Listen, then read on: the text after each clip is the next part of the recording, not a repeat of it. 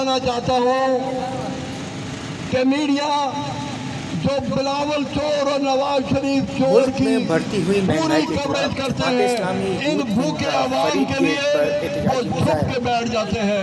भावलपुर में एहतजाजी मुजाहरे की क़यादत नायब अमीर जमात इस्लामी जनूबी पंजाब सैयद ज़ीशान अख्तर ने की। उन्होंने मुजाहिरीन से खिताब करते हुए कहा कि हर पाकिस्तानी इस महंगाई में बदतरीन हालात में ज़िंदगी गुजार रहा है। हुकूमत की अवाम दुश्मन पॉलिसियों की वजह से आज गरीब आदमी को 2 वक्त की रोटी मैसर नहीं है। उनका कहना था कि अपोजिशन वाले अवाम की आड़ लेकर अपने बड़ों को बचाने निकले हैं। माजी में एक दूसरे पर संगीन इल्ज़ामात लगाने वाली अपोजिशन जमातें अपने मुफादात के लिए इकट्ठी हो गई हैं। ज़ीशान अख्तर का कहना था कि किसी भी शोबे में हुकूमत की कारकर्दगी नजर नहीं आ रही।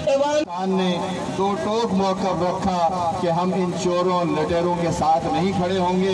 फिर प्रोपेगेंडा करने वालों ने ये प्रोपेगेंडा किया कि जमात इस्लामी तनहा हो गई, तादाद के लिहाज से कम है। हाँ, जमात इस्लामी हमेशा तनहा ही हुई है। ये कोरोना का जब वबा आई है और इस मुल्क 2 वक्त की रोटी का मोहताज हो गया है और अपनी पॉलिसीज़ के लिहाज से किसी भी शोबे के अंदर कोई कारकर्दगी नहीं है। ने 2 टोक मौक़िफ़ रखा कि हम इन चोरों लटेरों के साथ नहीं खड़े होंगे।